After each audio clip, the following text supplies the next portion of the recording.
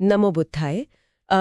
एक क्षण के लिए विचार किया जाए, जब एक तरफ दुनिया की सबसे बड़ी भौतिक सत्ता हो और अपार सैन्य ताकत भी। जी, सैन्य ताकत हो, और दूसरी तरफ बिल्कुल निहत्था, शांत और असीम आध्यात्मिक ज्ञान हो, तो जब इन दोनों का आमना सामना होता है तो जीत किसकी होती है? ये वास्तव में ये एक बहुत ही गहरा और ऐतिहासिक सवाल है। बिल्कुल। और आज की इस परिचर्चा में विचारों की एक ऐसी ही ऐतिहासिक यात्रा पर चलने का आमंत्रण है। एक ऐसी यात्रा जो सीधे हमारी चेतना और हमारे बोध को झकझोर देगी। ये जो विश्लेषण है, ये बुद्धा ज्ञानपथ ऑफिशियल के उस मूल भाव को गहराई से स्थापित करता है, जो मानवता, करुणा और एक श्रेष्ठ समाज के निर्माण के लिए पूर्णतः समर्पित एक चेतन मंच है। जी, और इस मंच का एकमात्र उद्देश्य यही है कि अंधविश्वास को मिटाकर बोध और समझ को उत्कृष्ट बनाया जाए। एकदम सही। और यह सूचित किया जाता है कि इस विस्तृत तथ्य विश्लेषण के अंत में एक अत्यंत गहरा और विचारणीय प्रश्न रखा जाएगा। वह प्रश्न बोध को एक नई गहराई में ले जाएगा, और उस प्रश्न पर विचार करके उसका उत्तर कमेंट के माध्यम से साझा करने का आमंत्रण है। बिल्कुल, उस प्रश्न का इंतजार रहेगा। तो आज का ये विश्लेषण इतिहास के पन्नों से निकाले गए एक अत्यंत तार्किक, दमदार और ऐतिहासिक तथ्य पर आधारित है। ये दूसरी सदी ईसा पूर्व के भारत की एक ऐसी अद्भुत बौद्धिक घटना है जो सदियों बाद आज भी मानवता का मार्गदर्शन कर रही है। ये कोई साधारण कहानी नहीं है, बल्कि दुनिया की दो सबसे बड़ी विचार परंपराओं के टकराव और उनके मिलन का एक बहुत बड़ा प्रतीक है। जी, ये प्रस्तुति पूरी तरह से प्रामाणिक तथ्यों और उनके गहन दार्शनिक विश्लेषण पर आधारित है। इतनी गंभीर और बौद्धिक परिचर्चा आप सुन रहे हैं बुद्धा ज्ञानपथ ऑफिशियल पर। बने रहें हमारे साथ। विचारों के इस अविरल प्रवाह से जुड़ने के लिए सब्सक्राइब करने और इस संपूर्ण विश्लेषण को पूरे ध्यान से देखने का आमंत्रण है। आइए इतिहास के सबसे बड़ी और तार्किक बहस में प्रवेश करते हैं। देखिए, इस पूरी घटना और इसकी जो असली गहराई है, उसे समझने के लिए समय के चक्र को थोड़ा पीछे ले जाना होगा। दूसरी सदी ईसा पूर्व के प्राचीन भारत के परिदृश्य पर विचार करना होगा। ये वो कालखंड था जब सिकंदर के आक्रमण के बाद भारतीय उपमहाद्वीप के उत्तर पश्चिमी हिस्सों में इंडो ग्रीक, यानी जो हिंद यवन राज्य थे, हिंद यवन राज्यों की स्थापना हो चुकी थी। वहां अगर हम कल्पना करें तो यूनानी वास्तुकला की भव्यता और बौद्ध विहारों की असीम शांति का एक बहुत ही अद्भुत और अद्वितीय सम्मिश्रण देखा जा सकता था। क्या बात है। और इसी ऐतिहासिक और सांस्कृतिक पृष्ठभूमि में दो अत्यंत प्रभावशाली व्यक्तित्वों का आमना सामना होता है। एक और है महान यूनानी राजा मिनांडर, जिन्हें पाली साहित्य और इतिहास में राजा मिलिंद के नाम से जाना गया है। जी, राजा मिलिंद। अब यहाँ राजा मिलिंद की पृष्ठभूमि समझना बहुत जरूरी हो जाता है। वे उस यूनानी परंपरा से आते हैं जहाँ सुकरात, प्लेटो और अरस्तु जैसे विचारकों ने, जिन्होंने तर्क को सबसे ऊपर रखा था। बिल्कुल, उन्होंने तर्क, प्रमाण और वैज्ञानिक दृष्टिकोण को सर्वोच्च प्राथमिकता दी थी। वे किसी भी बात को सिर्फ इसलिए नहीं मान लेते थे क्योंकि वो किसी धर्म ग्रंथ में लिखी है। ये बहुत ही दिलचस्प बात है। यानी राजा मिलिंद एक ऐसे शासक थे जिनका दिमाग पूरी तरह से वैज्ञानिक और तार्किक था। और दूसरी तरफ कौन थे? दूसरी ओर थे अत्यंत प्रज्ञावान और शांत बौद्ध भिक्षु नागसेन। भिक्षु नागसेन के पास असीम ज्ञान और धम्म की बहुत गहरी समझ थी। जब इस दृश्य की कल्पना की जाती है तो ये कितना अद्भुत लगता है। एक राज सिंहासन पर बैठा हुआ अत्यंत शक्तिशाली राजा, जिसके पास सत्ता का एक गुरूर हो सकता है, स्वाभाविक है, वस्त्र होता है, वो पहने में नागसेन बैठे हैं, जिनके चेहरे पर केवल करुणा और शांति है। ये मिलन केवल दो व्यक्तियों का नहीं है। नहीं, ये दुनिया की सर्वोच्च भौतिक ताकत और आध्यात्मिक प्रज्ञा के बीच का एक अभूतपूर्व संवाद है। एकदम। ये मिलिंद पन्हा अर्थात मिलिंद के सवाल नामक ऐतिहासिक तथ्य पर आधारित एक ऐसी घटना है जो आस्था और प्रमाण के बीच के द्वंद्व को हमेशा के लिए स्पष्ट कर देती है। बिल्कुल सही कहा। और राजा मिलिंद ने कोई साधारण सवाल नहीं पूछा था। उनका जो सवाल था वो सीधे उस दर्शन की बुनियाद पर प्रहार कर रहा था जिसे भिक्षु नागसेन जीते थे। ये संवाद जिस मूल प्रश्न पर आधारित है वो अपने आप में एक बहुत बड़ी चुनौती है। जी। राजा मिलिंद का वो सीधा, तीक्ष्ण और अत्यंत जटिल सवाल पाली भाषा में कुछ इस प्रकार था। भंते नागसेन, सक्का जानी तुम बुद्धो अनुत्तरो। सक्का जानी तुम बुद्धो अनुत्तरो।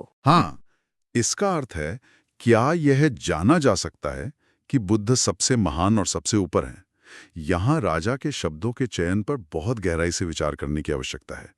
राजा मिलिंद ने ये बिल्कुल नहीं पूछा कि क्या हमें मानना चाहिए या क्या हमें ऐसी आस्था रखनी चाहिए। बिल्कुल नहीं। उनका पूरा जोर इस बात पर था कि क्या ये जाना जा सकता है, क्या ये कोई जानने योग्य तथ्य है? अगर इसी बात को आज की आधुनिक भाषा में समझा जाए तो ये किसी भी दर्शन के लिए एक बहुत बड़ा इंटेलेक्चुअल टेस्ट, यानी एक बहुत कठिन बौद्धिक परीक्षण है। जी। सोचिए, किसी भी महापुरुष के महापरिनिर्वाण के सैकड़ों साल बीत जाने के बाद जब उनका भौतिक शरीर इस संसार में उपस्थित नहीं है, तब उनकी महानता को केवल मानने के बजाय ठोस प्रमाणों के आधार पर जानने की ये चुनौती कितनी बड़ी है। बहुत बड़ी चुनौती है। अक्सर दुनिया में ये देखा जाता है कि जब भी किसी से उसके आराध्या या गुरु के बारे में प्रमाण मांगा जाता है तो वो व्यक्ति या तो क्रोधित हो जाता है या फिर ये कह देता है ये तो आस्था का विषय है। हाँ, कि इसमें तर्क नहीं चलता। राजा मिलिंद भी शायद यही उम्मीद कर रहे थे कि नागसेन कोई गोलमोल दार्शनिक जवाब देंगे या आस्था की दुहाई देंगे, लेकिन भिक्षुक नागसेन का उत्तर पूरी तरह से चौंका देता है। जी हाँ, भिक्षुक नागसेन का उत्तर और उनका जो आत्मविश्वास था वो कल्पना से परे था। उन्होंने इस प्रश्न के उत्तर में ना तो कोई क्रोध दिखाया, न ही कोई रहस्यमयी दार्शनिक व्याख्या दी। उनका उत्तर बिल्कुल सीधा, स्पष्ट और निर्भीक था। उन्होंने राजा की आंखों में देखते हुए कहा, हाँ महाराज, सक्का जानी तुम भगवा अनुत्तरो। अर्थात, हाँ महाराज, यह बिल्कुल जाना जा सकता है कि तथागत सर्वोच्च हैं। बिल्कुल। इस एक छोटे से शब्द हाँ में जो असीम और अटल आत्मविश्वास छिपा है, वो सच में अचंभित करने वाला है। एक भिक्षुक जिसके पास कोई राज्य नहीं है, कोई भौतिक शक्ति नहीं है, वो एक चक्रवर्ती सम्राट के सामने पूरे विश्वास के साथ कह रहा है कि हाँ, इस सत्य को प्रमाण के साथ जाना जा सकता है। ये कोई खोखला दावा नहीं है, ये सत्य का निर्भीक उद्घोष है। और इस दृढ़ और दो टूक उत्तर को सुनने के बाद किसी भी तार्किक व्यक्ति की तरह राजा मिलिंद की जिज्ञासा अपने चरम पर पहुंच जाती है। राजा मिलिंद तुरंत अपना स्वाभाविक अगला प्रश्न पूछते हैं, कथम भन्ते नागसेन? अर्थात, कैसे आदरणीय नागसेन? वो तरीका क्या है जिससे उन्हें जाना जा सकता है? जी। और ठीक इसी बिंदु पर भिक्षु नागसेन एक ऐसा तार्किक मास्टर स्ट्रोक खेलते हैं जो आज भी संवाद और तर्कशास्त्र का एक बेहतरीन उदाहरण माना जाता है। सीधे तथागत की महानता या उनके अलौकिक गुणों पर कोई लंबा प्रवचन देने के बजाय वे परिचर्चा की दिशा को एक अत्यंत जमीनी, मानवीय और व्यवहारिक उपमा की ओर मोड़ देते हैं। एक बहुत ही शानदार उपमा। हाँ, नागसेन राजा मिलिंद से पूछते हैं कि महाराज, क्या आप तिस्थेर बारे में जानते हैं? ये जो तिस्थेर थे वे बहुत समय पहले के एक महान लेखक और आचार्य हुआ करते थे। जी। नागसेन कहते हैं कि उन्हें इस संसार से विदा हुए कई वर्ष बीत चुके हैं, उनका भौतिक शरीर अब कहीं नहीं है। तो क्या आज ये जाना जा सकता है कि तिस्थेर एक महान लेखक थे? यह एक अत्यंत गहरी और विचारणीय उपमा थी। नागसेन ने तथागत जैसे सर्वोच्च व्यक्तित्व की चर्चा को एक साधारण किंतु तार्किक उदाहरण पर लाकर खड़ा कर दिया। उन्होंने उस बहस का मैदान ही बदल दिया। बिल्कुल, ताकि सत्य को रहस्य के आवरण से निकालकर तर्क की स्पष्ट रोशनी में लाया जा सके। यह उपमा सच में कमाल की है। अगर इस उपमा की गहराई को आज के तथ्यों और आधुनिक उदाहरणों के आधार पर समझा जाए तो यह बात और भी स्पष्ट हो जाती है। आइए इस पर विचार करें। जैसे आज के समय में महान विचारक कबीर, अद्वितीय संगीतकार बीथोवन, कालजयी नाटककार विलियम शेक्सपियर या विज्ञान की दुनिया को बदलने वाले एल्बर्ट आइंस्टाइन हमारे बीच भौतिक रूप से उपस्थित नहीं हैं। कोई भी इंसान आज उनसे सीधे भेंट नहीं कर सकता। तो क्या उनकी महानता पर संदेह किया जाता है? बिल्कुल नहीं किया जाता। नहीं। लेकिन क्या महानता को बिना सबूत के मान लिया जाता है? वो भी नहीं।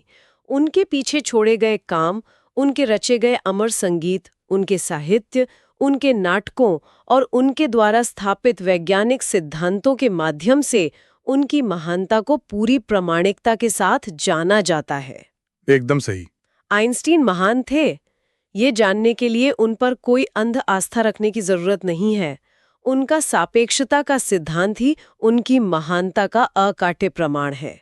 व्यक्ति का शरीर भले ही न रहे, परंतु उसका कर्म, उसका शुद्ध विचार और मानवता के लिए उसका सृजन उसकी वास्तविक पहचान बन जाता है। बहुत ही सटीक विश्लेषण है ये।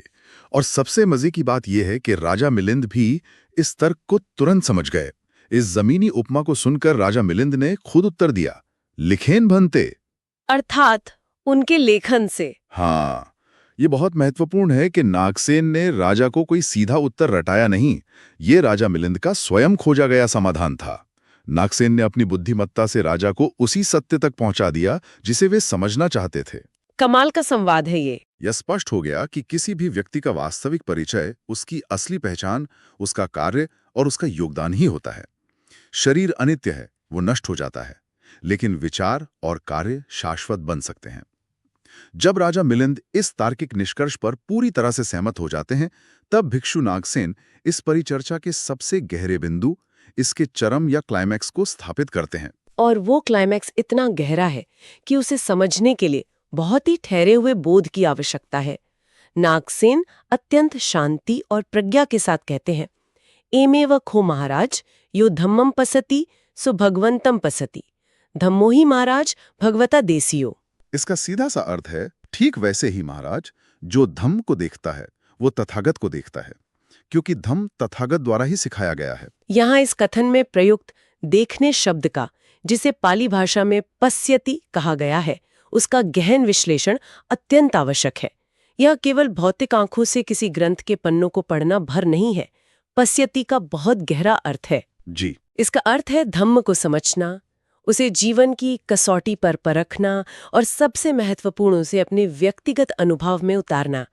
जैसे एक महान लेखक की आत्मा उसके लेखन में जीवित रहती है, ठीक वैसे ही तथागत बुद्ध का संपूर्ण सार, उनकी असीम करुणा, उनका ज्ञान और उनकी प्रज्ञा उनके द्वारा सिखाए गए धम्म में पूर्णतः समाहित है। बिल्कुल। अगर इसे बिल्कुल सरल और व्यवहारिक भाषा में समझना हो तो ये कहा जा सकता है कि धम्म कोई कर्मकांड, पूजा पाठ या रहस्यमयी क्रिया नहीं है। एकदम नहीं। धम्म प्रकृति का नियम है, जीवन जीने की एक विशुद्ध वैज्ञानिक कला है। जैसे प्रकृति के नियम किसी के मानने या न मानने पर निर्भर नहीं करते, वैसे ही धम्म का प्रभाव एकदम स्पष्ट और प्रत्यक्ष है। जब कोई व्यक्ति अपने भीतर उठने वाले क्रोध, लोभ या मोह के कारण होने वाले दुखों को गहराई से देखता है और फिर करुणा व प्रज्ञा के मार्ग पर चलकर उस दुख से मुक्त होता है, तो वह वास्तव में धम्म को देख रहा होता है। क्या बात है। और जो धम्म की इस वैज्ञानिकता को देख लेता है, वह स्वयं तथागत को देख लेता है। उसे किसी अन्य प्रमाण की आवश्यकता नहीं रह जाती। सत्य कहा। इस गहन तार्किक और वैचारिक यात्रा के मध्य में अत्यंत गरिमा और संक्षेप के साथ ये स्मरण कराया जाता है कि बोध को जागृत करने वाले ऐसे ही गंभीर और ज्ञानवर्धक विश्लेषणों का निरंतर समर्थन करने के लिए बुद्धा ज्ञानपथ ऑफिशियल को सब्सक्राइब किया जा सकता है। यह एक ऐसा मंच है जहां सत्य को हमेशा तार्किक कसौटी पर परखा जाता है। जी, अब नागसेन के इस उत्तर से जो एक महान और क्रांतिकारी सिद्धांत उभरकर सामने आता है, उस पर विचार करना आवश्यक है। आधुनिक तकनीकी भाषा में इसे ओपन सोर्स ग्रेटनेस कहा जा सकता है। ये ओपन सोर्स ग्रेटनेस वाला विचार बहुत ही कमाल का है। आमतौर पर दुनिया में महानता को या धर्म को एक बंद दरवाजे के पीछे छिपी हुई रहस्यमयी चीज बना दिया जाता है, जिसे केवल कुछ विशेष लोग ही समझ सकते हैं। बिल्कुल ऐसा ही होता आया है। ये कहा जाता है कि आम इंसान की बुद्धि इतनी नहीं है कि वो इसे समझ सके, इसलिए बस चुपचाप विश्वास कर लिया जाए। लेकिन तथागत का दर्शन इसके बिल्कुल विपरीत है। एकदम विपरीत। ये महानता एक खुली किताब की तरह है, एक ओपन सोर्स कोड की तरह है, जिसे कोई भी कहीं भी जांच और परख सकता है। तथागत के सिद्धांतों में जो विशुद्ध विज्ञान छिपा है, वो इसी बिंदु पर सबसे अधिक प्रखर होता है। उन्होंने स्वयं ये घोषणा की थी कि उनके किसी भी बात को केवल इसलिए सत्य न मान लिया जाए क्योंकि वो बात तथागत ने कही है या किसी बहुत पुरानी परंपरा का हिस्सा है। ये विश्व इतिहास की बहुत बड़ी घटना थी, जब किसी शास्त्र ने मानवता को ये स्वतंत्रता दी कि उनके विचारों को तर्क की कठोर कसौटी पर कसा जाए। उन्होंने कहा कि उनके धम्म का व्यक्तिगत रूप से अभ्यास किया जाए और यदि वो विचार कल्याणकारी सिद्ध हो, दुखों का निवारण करे, केवल और केवल तभी उसे स्वीकार किया जाए। जी, इसे आंख बंद करके मानने की कोई आवश्यकता नहीं है।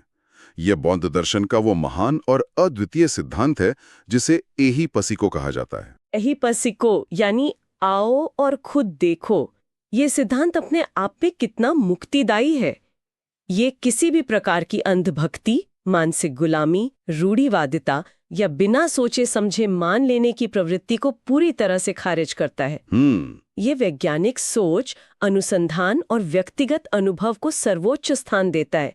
जब धम्म को कोई अपने जीवन में लागू करता है और उसके सकारात्मक, कल्याणकारी परिणामों को प्रत्यक्ष रूप से अनुभव करता है, तो उसे ये बताने के लिए किसी मध्यस्थ की आवश्यकता नहीं रह जाती कि धम्म को सिखाने वाले तथागत महान थे। बिल्कुल नहीं। वो अनुभव स्वयं ही उस महानता का सबसे बड़ा और अकाट्य प्रमाण बन जाता है। यहाँ किसी डर, भय या लालच की जगह नहीं है, केवल और केवल शुद्ध बोध है। और यही कारण है कि इस पूरी चर्चा के अंत में ज्ञान और तर्क के इस अद्भुत प्रवाह को देखकर यूनानी तर्कशास्त्र के जानकार राजा मिलिंद पूरी तरह से संतुष्ट हो जाते हैं। उनका संशय मिट जाता है। उनका अंतिम उत्तर कोई साधारण उत्तर नहीं था। वे अत्यंत सम्मान के साथ भिक्षु नागसेन से कहते हैं, कल्लोसी भंते नागसेन, अर्थात आप चतुर हैं आदरणीय नागसेन। हाँ, और ये ध्यान देने योग्य तथ्य है कि यहाँ चतुर शब्द का प्रयोग किसी चालाकी, छल कपट या शब्दों के जाल में फंसाने के लिए नहीं हुआ है। बिल्कुल, यह चतुराई वास्तव में ज्ञान और प्रज्ञा का वो उच्चतम मार्ग है जहाँ एक सच्चा शिक्षक सामने वाले को सीधे उत्तर रटाने के बजाय उसे स्वयं उत्तर खोजने के योग्य बना देता है। नागसेन ने राजा मिलिंद पर कोई विचार थोपा नहीं। उन्होंने राजा को ये नहीं कहा कि तुम अज्ञानी हो, मेरी बात मान लो। नहीं, इसके बजाय उन्होंने तर्क का एक ऐसा दिया जलाया जिससे राजा मिलिंद स्वयं सत्य को अपनी ही आंखों से देख सकें। यह संवाद यह सिद्ध करता है कि एक श्रेष्ठ दर्शन वही है जो प्रश्नों से कभी नहीं डरता, बल्कि उनका स्वागत करता है और तार्किक समाधान प्रस्तुत करता है। संपूर्ण मानवता, समानता और ज्ञान का प्रकाश फैलाते हुए तथागत बुद्ध के अत्यंत आकर्षक, सकारात्मक और ऊर्जावान विचारों का ध्यान करते हुए इस संपूर्ण तथ्य और विश्लेषण का सार प्रस्तुत किया जाता है। जी, किसी भी महान व्यक्तित्व की महानता उनके पीछे छोड़े गए कार्य, उनके द्वारा दिए गए ज्ञान और उनके धम्म की गुणवत्ता पर टिकी होती है। यह महानता किसी चमत्कारिक दावे, सुनी सुनाई कहानियों या अंधविश्वास पर आधारित नहीं होती। धम्म की तार्किकता, उसकी सार्वभौमिकता और उसकी प्रासंगिकता ही तथागत के सर्वोच्च होने का सबसे बड़ा प्रमाण है। एकदम सत्य। जो धम्म को जीवन में उतारता है, वो स्वयं उस असीम शांति और प्रज्ञा का अनुभव करता है, और यही उनका सच्चा दर्शन है। इस गहन और विचारोत्तेजक विश्लेषण को अब उसी बिंदु पर लाया जा रहा है जिसका प्रारंभ में उल्लेख किया गया था। सत्य की खोज को और अधिक गहराई में ले जाने के लिए एक अत्यंत महत्वपूर्ण प्रश्न प्रस्तुत है। जब इतिहास की महान हस्तियों जैसे आइजैक न्यूटन या मैरी क्यूरी के बारे में विचार किया जाता है, तो क्या उन्हें सच में उनके काम जैसे गति के नियम या रेडियो एक्टिविटी के वैज्ञानिक प्रभाव से जाना जाता है, या सिर्फ उनके बारे में सदियों से बनी बनाई कहानियों से? क्या किसी भी इंसान का शुद्ध विचार और मानवता के कल्याण के लिए किया गया उसका कार्य ही उसकी महानता का सबसे सच्चा और एकमात्र सबूत नहीं है? बहुत ही गहरा प्रश्न है।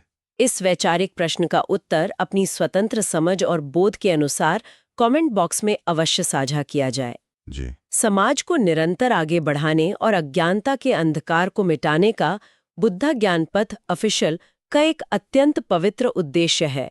तथागत बुद्ध का जीवन दर्शन जन जन तक पहुँचे, समाज का उत्थान हो, राष्ट्र का उत्थान हो और संपूर्ण मानवता का उत्थान हो। और ये सब समानता, स्वतंत्रता और न्याय के महान मूल्यों के साथ संभव हो सके। इस वैचारिक यात्रा में साथ चलने वालों से ये भी साझा करने का अनुरोध है कि ये विचारोत्तेजक वीडियो किस स्थान या किस शहर से देखा जा रहा है। विचारों के इस श्रेष्ठ अभियान से निरंतर जुड़े रहने के लिए सब्सक्राइब और कमेंट करने का गरिमापूर्ण आमंत्रण है। जी। नमो बुद्धाय। जय मानवता, जय भारत।